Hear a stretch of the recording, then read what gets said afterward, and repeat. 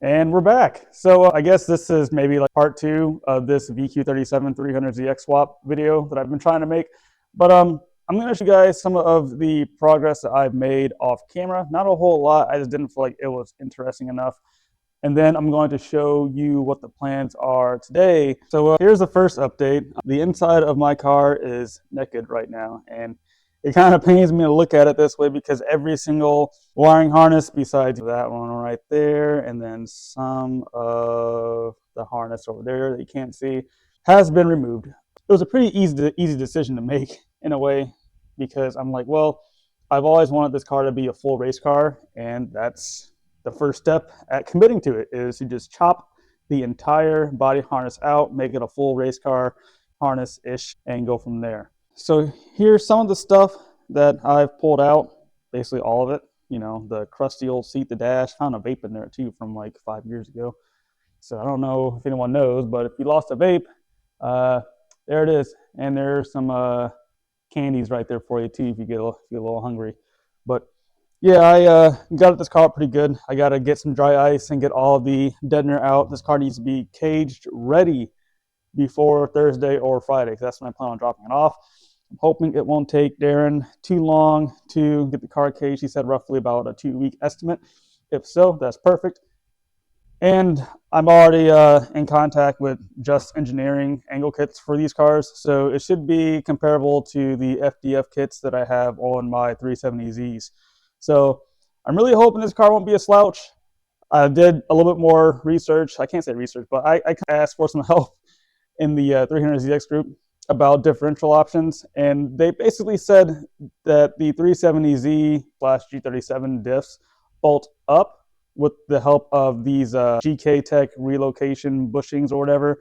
The holes in them are offset so that they can bolt straight up to your original Z32 rear subframe, which is what I need. But I don't want to get too off topic talking about that, because then this video will just never end. So we're going to go on to what's going to happen right now.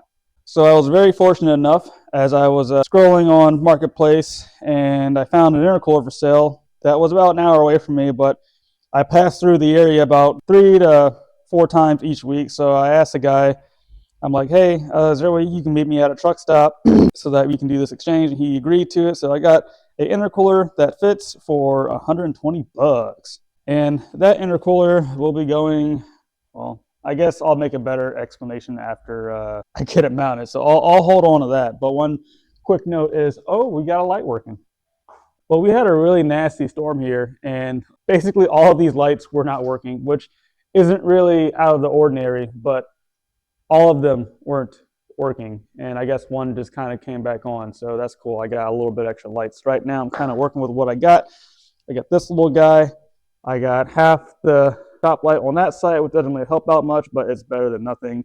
And I'm waiting on my little magnetic light to charge so that I can use that as well. So I'm going to start making some brackets, and then I'm going to get this intercooler mounted, and then we'll just go from there.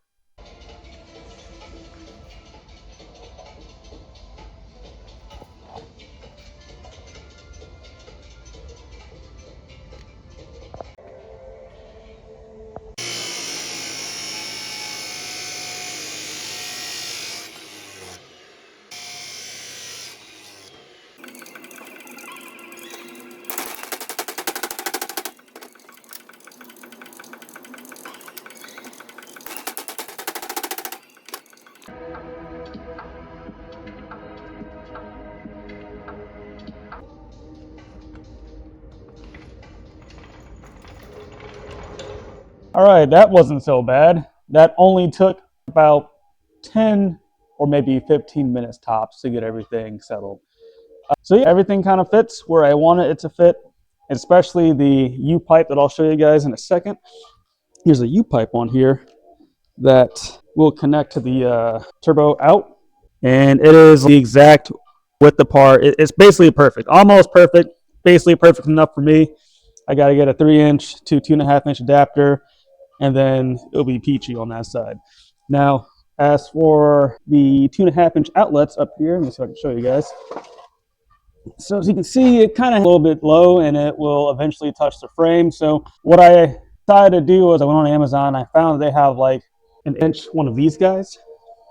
So basically a 8-inch 90-degree 2.5-inch coupler, and they're silicone. So I'll be able to kind of in there a little bit. So it's going to have a little bit of a bump. I'm not sure if that's going to count as any type of extreme restriction or not, but there will be a slight bump going over the frame to go around whatever this headlight bezel is and then up inside the engine bay. So yeah, there's going to be a little bit of an issue with that.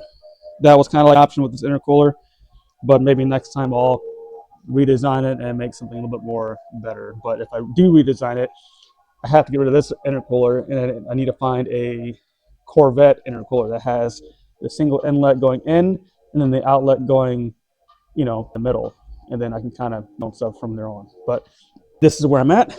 The next step I'm going to do is I'm going to finish off getting rid of the entire wiring harness in this car, all the unnecessary stuff, such as whatever that nonsense is. Every single wiring piece, every single thing that I do not need in this car is getting stripped. I'm going to put it inside a box somewhere in here, and then I'm going to weigh it, and we're going to see what my weight savings may end up being.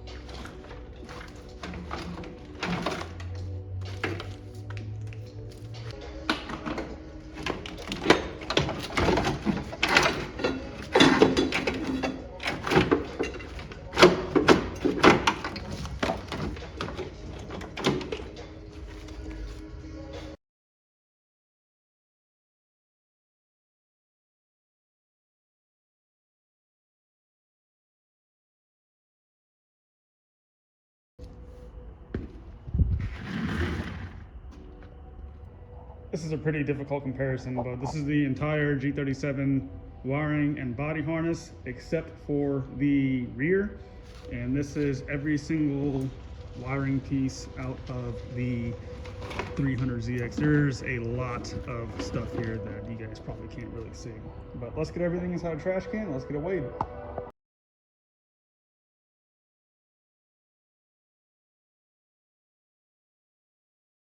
All right, ladies and gentlemen, we are back from Myers with our brand new scale because apparently I never owned one.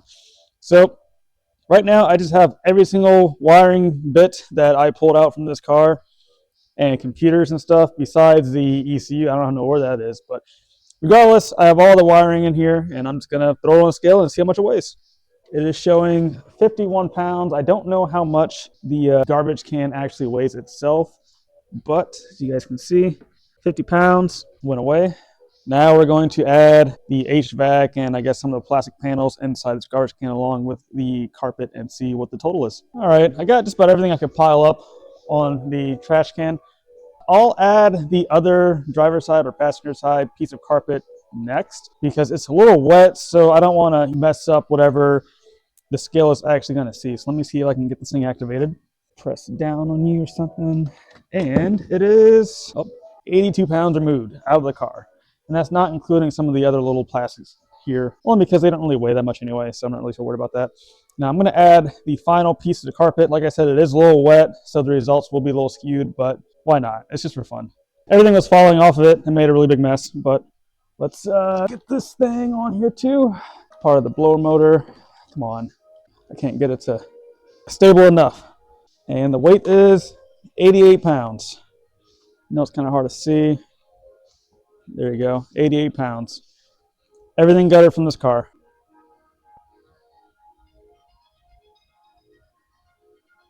All right, so I'm just taking a quick video just in case this idea works, but I need this merge pipe. Oh, that was close. I need the angles to match. So what I did was, as you can see, I slid this 2-inch pipe into this not so 2-inch clamp thing, and I already had it marked and labeled, and the angle should be similar to what the angle was whenever the merge pipe was resting on the crossover pipe inside the car's engine bay. So I'm really hoping this works. If so, then I am a genius and an amazing fabricator. If not, I'm just a dumb truck driver.